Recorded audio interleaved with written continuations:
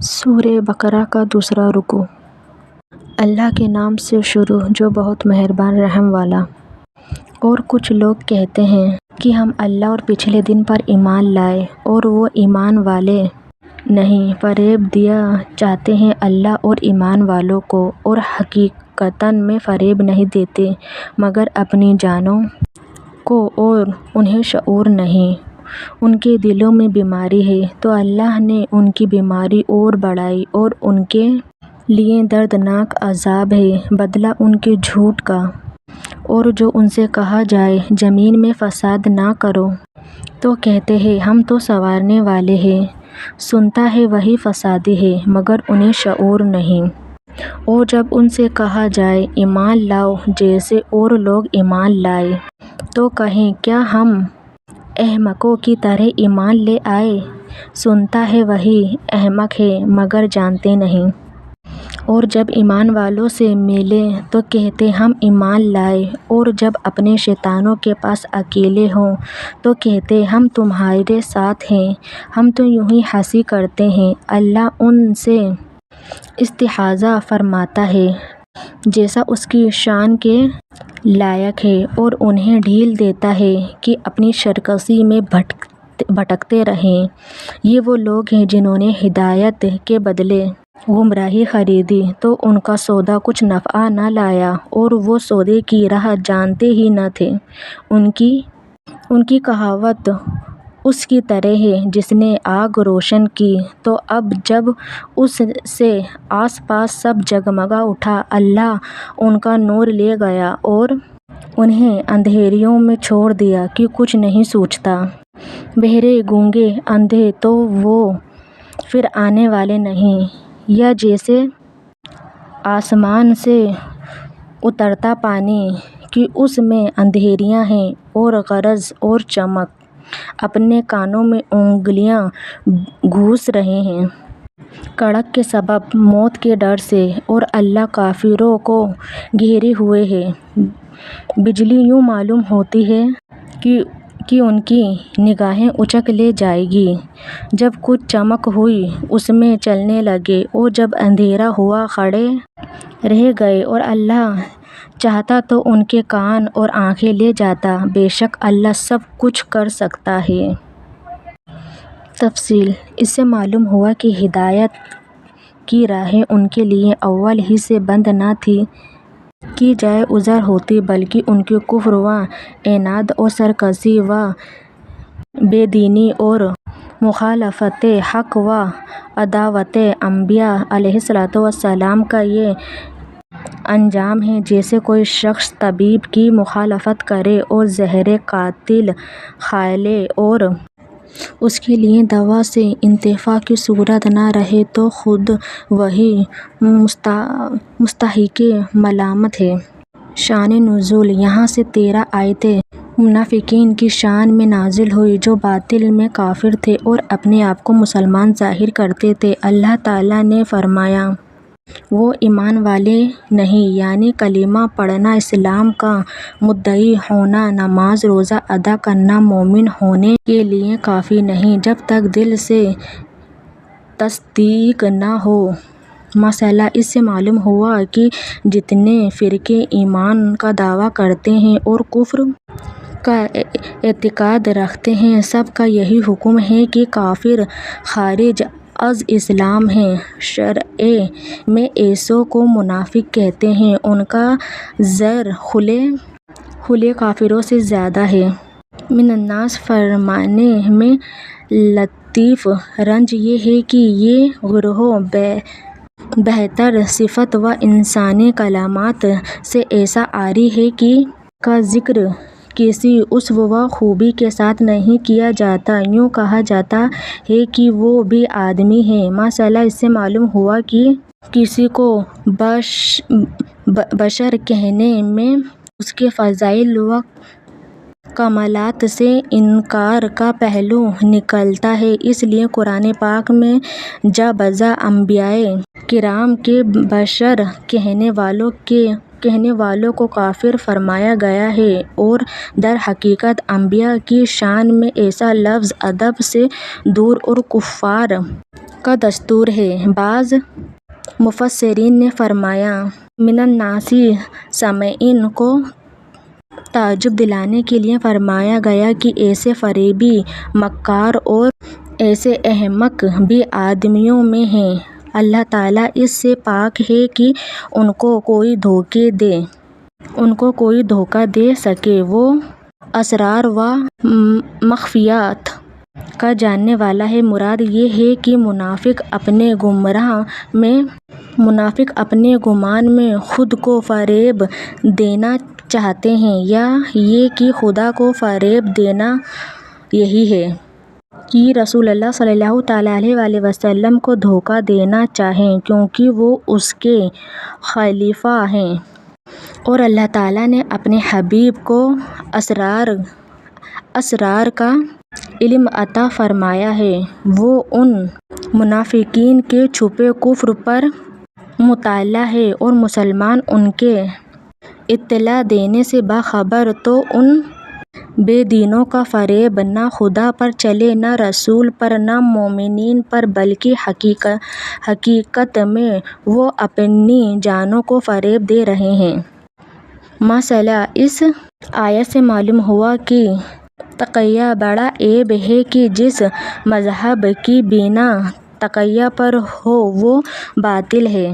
تقیہ والے کا حال قابل اعتماد نہیں ہوتا، توبہ ناقابل اطمینان ہوتی ہے۔ اس لیے علماء نے فرمایا بد عقیدگی کو قلبی مرض فرمایا گیا۔ اس سے معلوم ہوا کہ بد عقیدگی روحانی زندگی کے لیے تباہ کن ہے۔ مثلا اس آیت سے ثابت ہوا کہ جھوٹ حرام ہے، اس پر عذاب الیم مرتب ہوتا ہے۔ مثلا کفار سے میل جول، ان کی خاطر دین میں مداہنت اور اہل باطل کے ساتھ تملق و چاپلوسی اور ان کی خوشی کے لیے صلح کل بن جانا اور اظہار حق سے باز رہنا شان منافق اور حرام ہے۔ اسی کو منافقین کا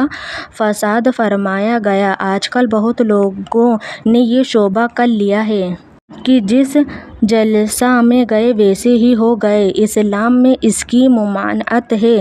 ظاہر و باطن کا یکساں نہ ہونا بڑا عیب ہے۔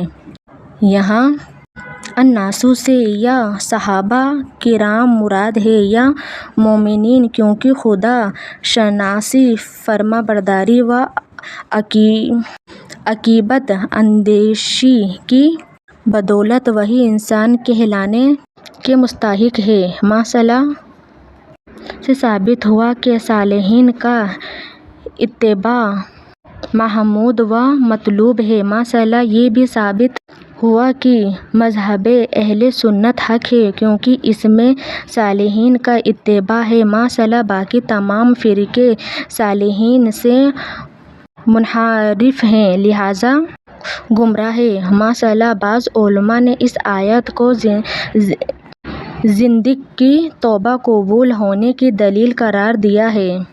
بیضاوی زندیق وہ ہے جو نبوت کا منکر ہو، شعائر اسلام کا اظہار کرے اور باطن میں ایسے عقیدے رکھے جو بالاتفاق کفر ہو، یہ بھی منافقوں میں داخل ہے۔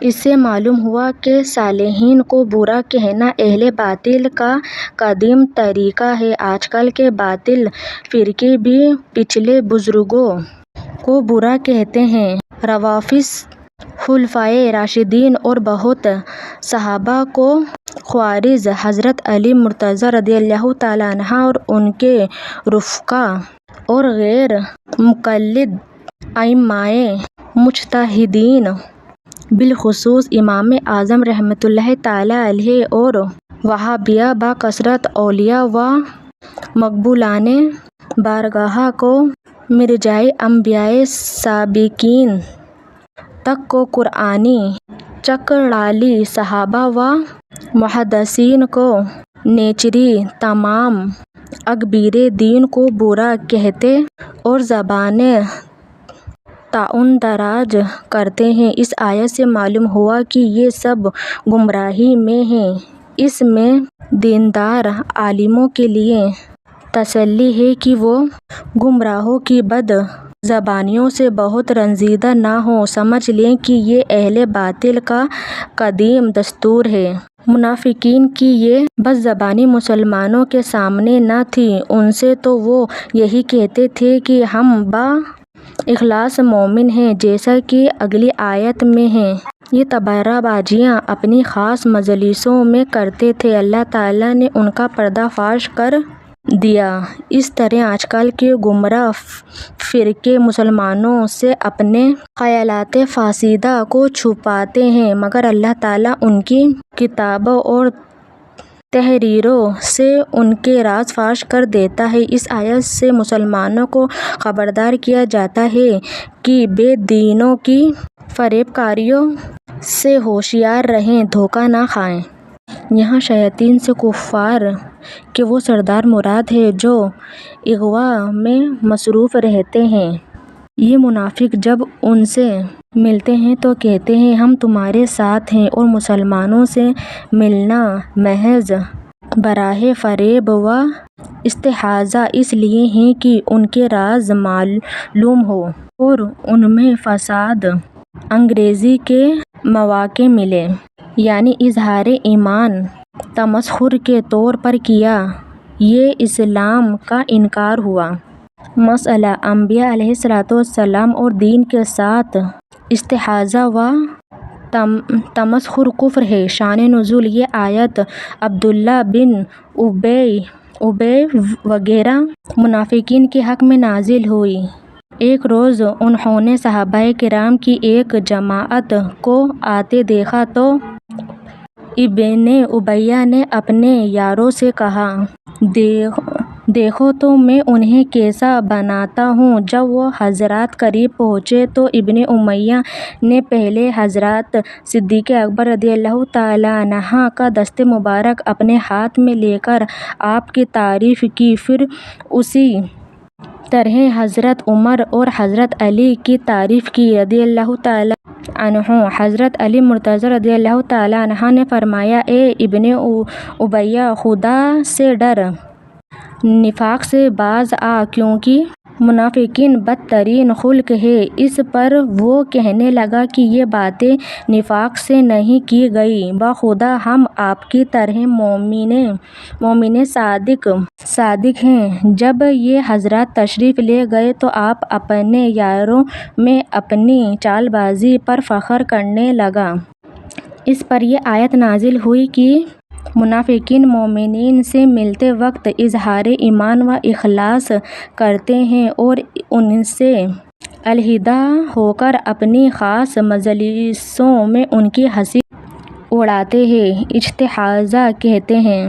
مسئلہ اس سے معلوم ہوا کہ صحابہ کرام و پیشوایان دین کا تمسخر اڑانا کفر ہے۔ اللہ تعالیٰ استہزاء اور تمام نقائص و عیوب سے منزہ و پاک ہے۔ یہاں جزائے استہزاء کو استحضاء فرمایا گیا تاکہ خوب دلنشین ہو جائے کہ یہ سزا اس ناکردانی فعل کی ہے۔ ایسے موقع پر جزا کو اسی فعل سے تعبیر کرنا عین فصاحت ہے۔ جیسے میں کمال حسن بیان یہ ہے کہ اس جملہ کو جملہ سابقہ پر معطوف نہ فرمایا، کیونکہ وہاں استہزاء حقیقی معنی میں تھا۔ ہدایت کے بدلے گمراہی خریدنا، یعنی بجائے ایمان کے کفر اختیار کرنا نہایت خسارہ اور ٹوٹے کی بات ہے۔ شان نزول یہ آیت یا ان لوگوں کے حق میں نازل ہوئی جو ایمان لانے کے بعد کافر ہو گئے، یا یہود کے حق میں جو پہلے سے تو حضور صلی اللہ تعالیٰ علیہ وآلہ وسلم پر ایمان رکھتے تھے، مگر جب حضور کی تشریف آوری ہوئی تو منکر ہو گئے، یا تمام کفار کے حق میں کہ اللہ تعالیٰ نے انہیں فطرت سلیمہ عطا فرمائی، حق کے دلائل واضح کیے، ہدایت کی راہیں کھولی، لیکن انہوں نے عقل و انصاف سے کام نہ لیا اور گمراہی اختیار کی۔ مسئلہ اس آیت سے بے طاعتی کا جواز ثابت ہوا، یعنی خرید و فروخت کے الفاظ کہے بغیر محض رضامندی سے ایک چیز کے بدلے دوسری چیز لینا جائز ہے، کیونکہ اگر تجارت کا طریقہ جانتے تو اصل پونجی ہدایت نہ کھو بیٹھتے۔ یہ ان کی مثل ہے جنہیں اللہ تعالیٰ نے کچھ ہدایت دی یا اس پر قدرت بخشی، پھر انہوں نے اس کو ضائع کر دیا اور ابدی دولت کو حاصل نہ کیا۔ ان کا مال حسرت و افسوس اور حیرت و خوف ہے۔ اس میں وہ منافق بھی داخل ہیں جنہوں نے اظہار ایمان کیا اور دل میں کفر رکھ کر اقرار کی روشنی کو ضائع کر دیا، اور وہ بھی جو مومن ہونے کے بعد مرتد ہو گئے، اور وہ بھی جنہوں نے فطرت سلیمہ عطا ہوئی اور دلائل کی روشنی کے حق کو واضح کیا، مگر انہوں نے اس سے فائدہ نہ اٹھایا اور گمراہی اختیار کی، اور جب حق سننے، ماننے، کہنے، رائے حق دیکھنے سے محروم ہوئے تو کان، زبان، آنکھ سب بیکار ہے۔ ہدایت کے بدلے گمراہی خریدنے والوں کی یہ دوسری تمثیل ہے کہ جیسے بارش زمین کی حیات کا سبب ہوتی ہے اور اس کے ساتھ خوفناک تاریکیاں اور محب غرض اور چمک ہوتی ہے، اسی طرح قرآن و اسلام قبول کی حیات کا سبب ہے، اور ذکر کفر و شرک و نفاق، ظلمت کے مشابہ جیسے تاریکی رہرو کو منزل تک پہنچانے سے منع ہوتی ہے، ایسے ہی کفر و نفاق راہیابی سے منع ہے، اور واحدات غرض کے اور حجّہ بینہ چمک کے مشابہ ہے۔ شان نزول: منافقوں میں سے دو آدمی حضور صلی اللہ تعالیٰ علیہ وآلہ وسلم کے پاس سے مشرکین کی طرف بھاگے۔ راہ میں یہی بارش آئی جس کا آیت میں ذکر ہے، اس میں شدت کی غرض، کڑک اور چمک تھی۔ جب غرض ہوتی تو کانوں میں انگلیاں ٹھونس لیتے کہ کہیں یہ کانوں کو پھاڑ کر مار نہ ڈالے، جب چمک ہوتی چلنے لگتے، جب اندھیری ہوتی اندھے رہ جاتے۔ آپس میں کہنے لگے خدا خیر سے صبح کرے تو حضور کی خدمت میں حاضر ہو کر اپنے ہاتھ حضور صلی اللہ تعالیٰ علیہ وآلہ وسلم کے دست اقدس میں دیں۔ چنانچہ انہوں نے ایسا ہی کیا اور اسلام پر ثابت قدم رہے۔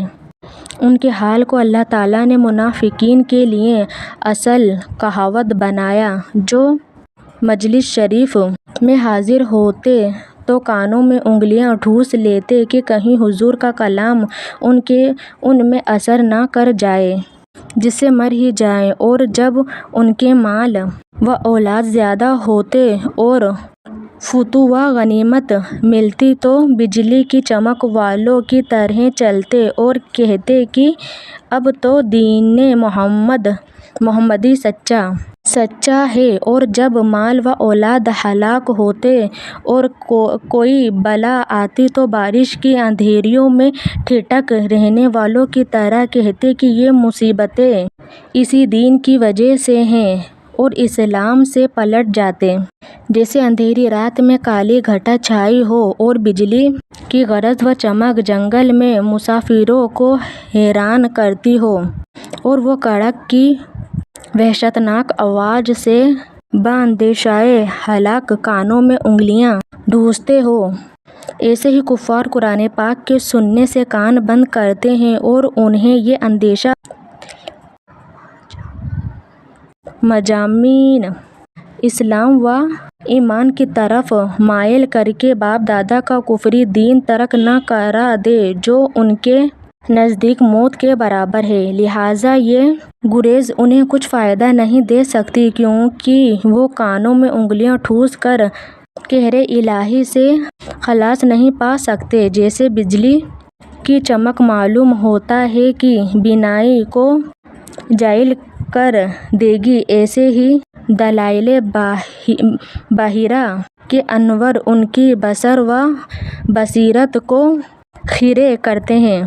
جس طرح اندھیری رات اور ابر و بارش کی تاریکیوں میں مسافر متحیر ہوتا ہے، جب بجلی چمکتی ہے تو کچھ چل لیتا ہے، جب اندھیرا ہوتا ہے تو کھڑا رہ جاتا ہے، اسی طرح اسلام کے غلبہ اور معجزات کی روشنی اور آرام کے وقت منافق اسلام کی طرف راغب ہوتے ہیں، اور جب کوئی مشقت پیش آتی ہے تو کفر کی تاریکی میں کھڑے رہ جاتے ہیں اور اسلام سے ہٹنے لگتے ہیں۔ اسی مضمون کو دوسری آیت میں اس طرح ارشاد فرمایا، یعنی اگرچہ منافقین کا طرز عمل اس کا مقتضی تھا، مگر اللہ تعالیٰ نے ان کے سمع و بصر کو باطل نہ کیا۔ مثلا اس سے معلوم ہوا کہ اسباب کی تاثیر مشیت الہیہ کے ساتھ مشروط ہے کہ بغیر مشیت تنہا اسباب کچھ نہیں کر سکتے۔ مثلا یہ بھی معلوم ہوا کہ مشیت اسباب کی محتاج نہیں، وہ بے سبب جو چاہے کر سکتا ہے۔ شے اسی کو کہتے ہیں جسے اللہ چاہے، اور جو تحت مشیت آ سکے تمام ممانعت شے میں داخل ہے، اس لیے وہ تحت قدرت ہے، اور جو ممکن نہیں، واجب یا ممتنع ہے، اس سے قدرت و ارادہ متعلق نہیں ہوتا۔ جیسے اللہ تعالیٰ کی ذات و صفت واجب ہے، اس لیے مقدور نہیں۔ مثلا باری تعالیٰ کے لیے جھوٹ اور تمام عیوب محال ہے، اس لیے قدرت کو ان سے کچھ واسطہ نہیں۔